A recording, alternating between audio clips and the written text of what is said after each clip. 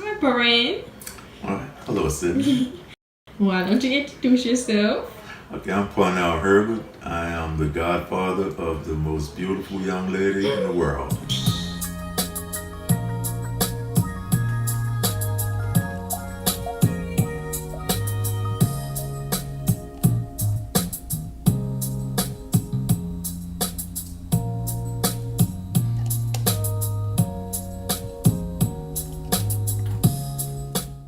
Legend, a noun that describes a person or thing that inspires. Parnell Herbert could be described in many ways: godfather, community activist, leader, and a pioneer for equality and justice for all mankind. By doing this, he continues to advocate for change, inspiring the world around him. A living legend.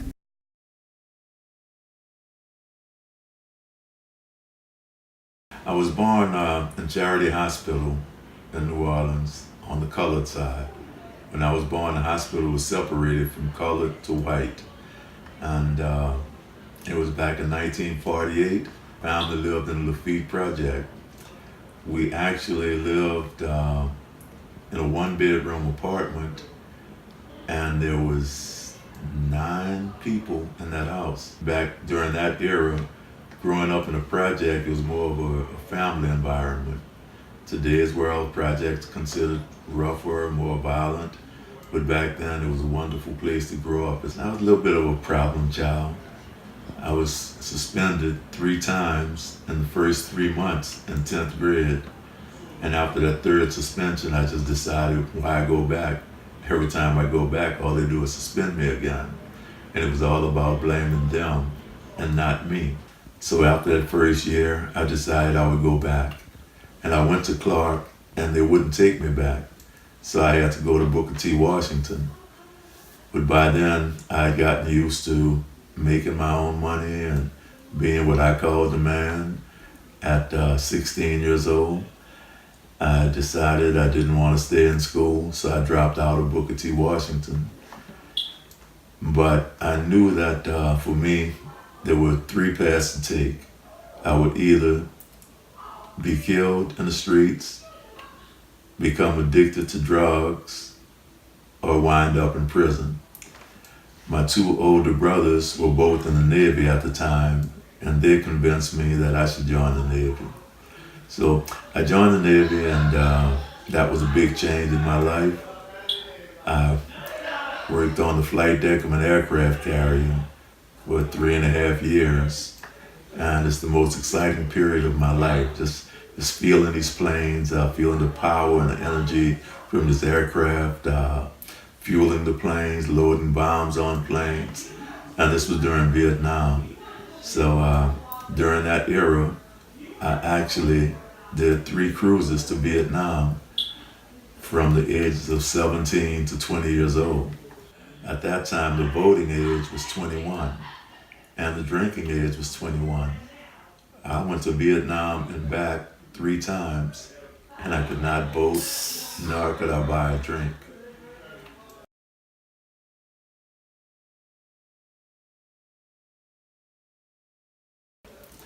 A community activist was long before I became involved with Angola 3. I went to a workshop. It's an organization called the People's Institute for Survival and Beyond. It's a multi-racial, multi-generational organization that deals with the undoing of racism. Their policy or their philosophy is racism was created by man. Anything created by man can be dismantled by man. During that time, one of the missions I adopted was the Angola 3. Angola 3 were 3 men who were incarcerated at Louisiana State Penitentiary at Angola, Louisiana. And they were framed for a murder they did not commit while they were in the prison. My daughter, Shearon, came home one day and told me she met a man who said he had been in solitary confinement for 29 years. And she insisted this guy's name was Robert King. She said it was Robert King, Herman Wallace, and Albert Woodfox. I said, well, wait a minute. I grew up with a guy named Albert Woodfox.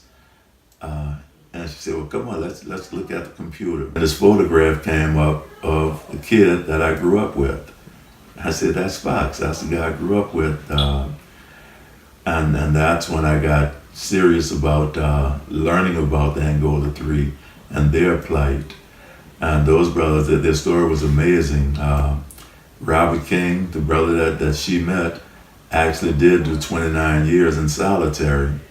And eventually, he was exonerated and released. Herman Wallace and Albert Woodfox remained in Angola in solitary. And Herman did 42 years in solitary. He was exonerated and released, and 2 days after his release, he died. He was home, but he did get to die a free man. Okay, fast forward 2 years ago, Albert Woodfox, on his 70th birthday, was exonerated and released. And now he's home. He's doing fantastically well. There was a couple of lawsuits that they had filed.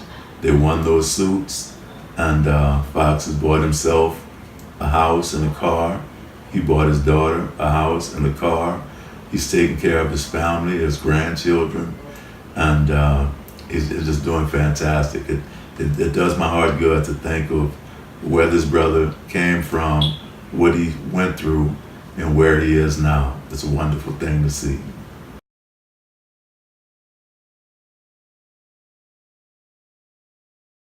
And I realized a part of their problem was that no one knew of their plight. And one of the things I thought I could do was to help expose their plight and bring it out to the public's eyes. So I did the play. I wrote the play Angola 3 and told their story in whatever manner I could tell it as a playwright.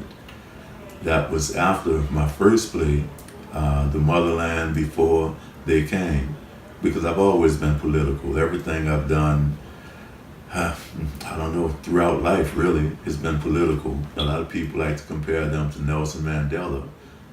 Brother Mandela spent like 18 years in solitary, but these brothers spent, well, when Albert Woodfox got out, he had served 44 years in solitary confinement, longer than anyone in documented history. And these brothers had become Panthers, and as Panthers, what they were doing was trying to humanize that penitentiary they were in.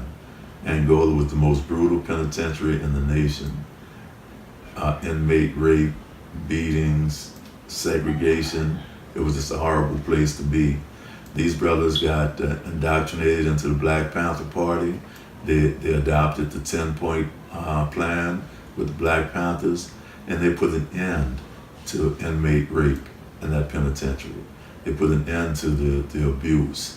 They fought very hard, and that's why they were framed for a murder they did not commit in that penitentiary, to silence them, to break the hold that the Panthers were doing, because the penitentiary was feeling like we can't have the inmates run the asylum.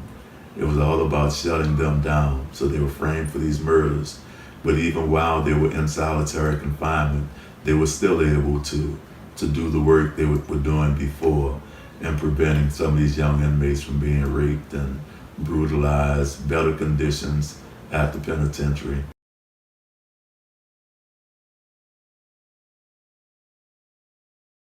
What comes after? Well, I tried to lead as much of normal life as I could. I continue right now. I still work with the People's Institute for Survival and Beyond.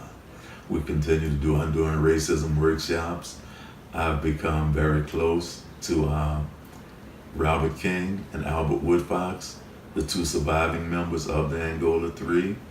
About a year and a half ago, I was diagnosed with prostate cancer, and because of the early detection, I was able to get proton therapy, and proton therapy cured my cancer. So I sit here now, cancer-free, again because of early detection, and that's the message that I carry now. I go to places, I hang out with people, and I talk about it, especially Black males.